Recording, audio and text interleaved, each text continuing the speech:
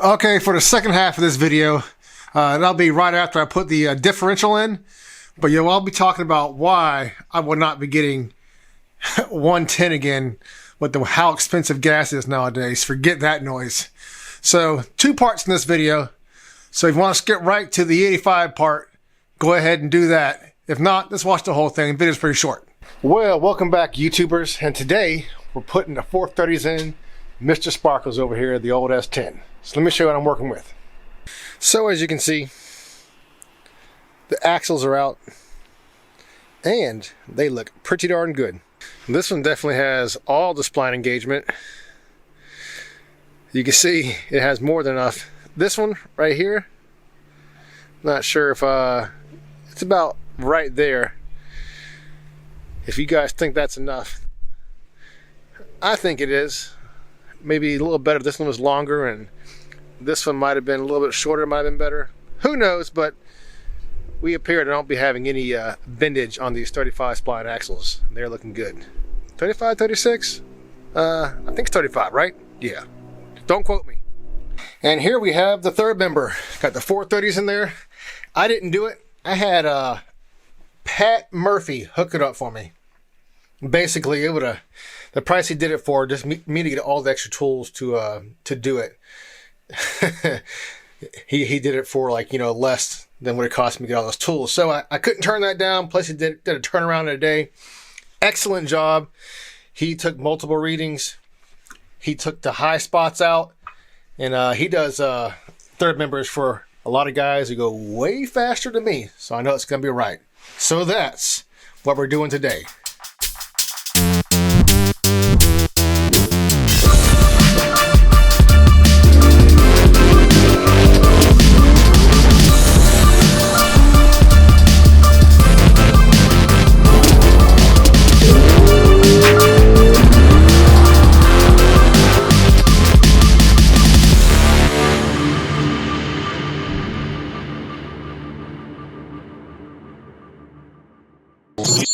Okay, so right here we have the gasket for your 9-inch.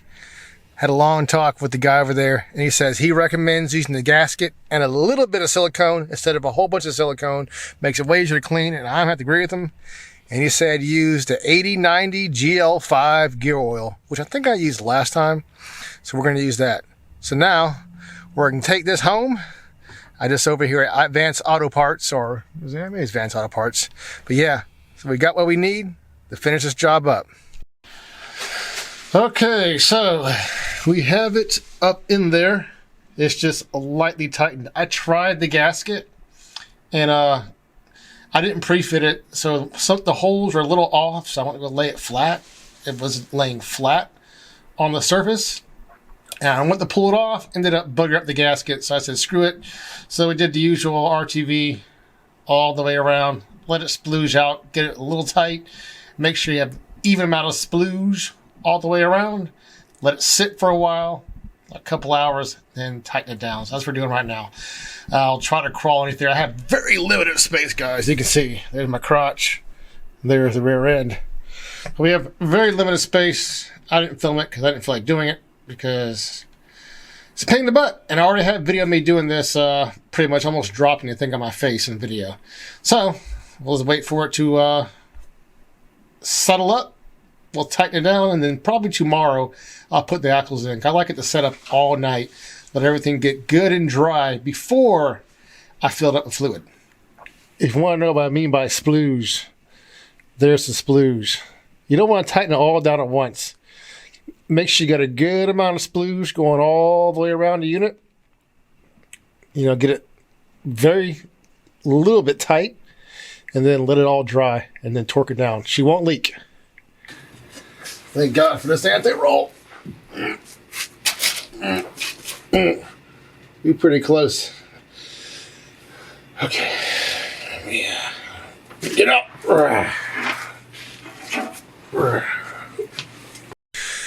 So let's talk about the other part of this video, which is I will be converting this guy over to E85 this year. This carburetor right here, I will be swapping it out. I found a gentleman who is willing to sell me the parts to swap it out and give me little tips to tune it. which is what I wanted to do. I didn't want to buy a whole nother carburetor because I want to learn about tuning E85, the metering blocks, what you got to do to make sure everything is right. So let's talk about E85, and people say it's corrosive. E85 itself is corrosive, but ethanol really isn't very corrosive, which is, let's see what ethanol is. Oh, here. This is ethanol. Plastic container. It can sit in here forever. It won't eat through it. And it's a 94% ethanol. And the rest, like, that 6% is water. So apparently, if you just have ethanol, it's not very corrosive. So the gasoline is what really makes it corrosive. And I'll do a little experiment here. This is empty right here. This guy right here is empty. This right here is actually a little bit of the 190 proof I threw in there. So, see, ethanol itself has to be super pure to mix with gasoline. And I'll prove this right here. There's a little bit right here. I'm going to put some gasoline in there and you'll watch. It's just going to look gross. So remember, ethanol itself is not corrosive. It's the fact that people want to mix stuff that it doesn't want to mix with, because ethanol does not want to mix with gasoline. It has to be super pure. So this is a good experiment. I want you guys to see this because I know it's not corrosive.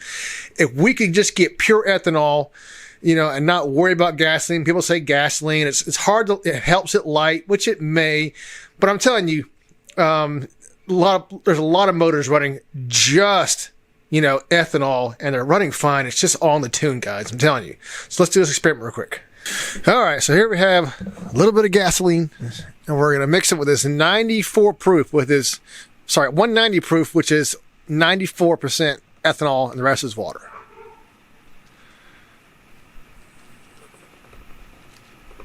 Come on, gas.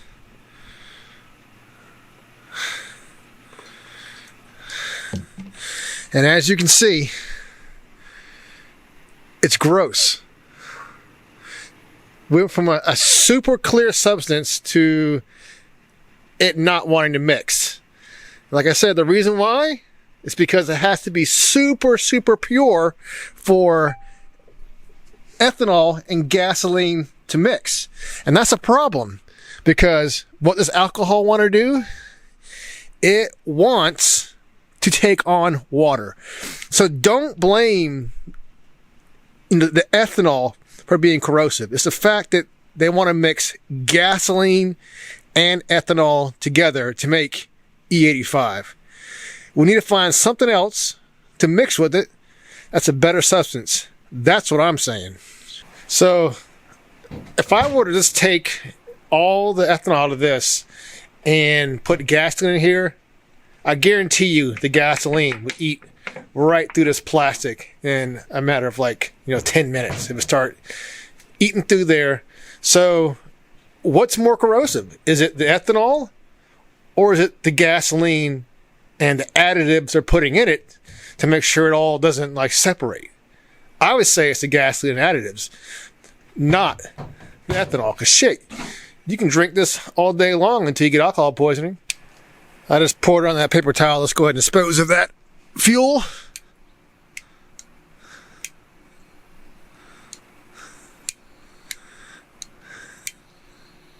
God dang it. There we go. Hey, look at that. Some pretty potent stuff. Now, what's making the smoke? Actually, it's very little smoke. There's smoke. Guarantee you the smoke is the gasoline, because over here, I think I put more of the ethanol right there. But still, not smoking up very much. Maybe it's just paper towel that's smoking up. Still pretty darn clean burning. It is race gas though. So when I went to the gas station to pick up this 110, this is Cam 2, it was $10.75 a gallon. And the way gas prices are going up, that was my determining factor that all the maintenance that comes with running E85 is worth it due to the cost savings. So the plan is, when this stuff is gone, I will be going to E85. In my nitrous enrichment, I'm going to be running E90 in that. And in my main tank right here, I'll be running just pump E85, and I'll kind of regulate the blend consistency with whatever E90 I pick up, because that stuff is still pretty expensive. So we will be going back to ethanol for this guy, since I have the whole entire fuel system is already set up. So I'll be going over converting that carburetor, this guy, over to E85. So stay tuned for that. We're obviously not going to drive this guy today.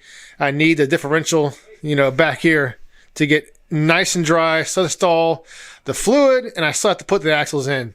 So until next time, guys, keep on wrenching, and peace.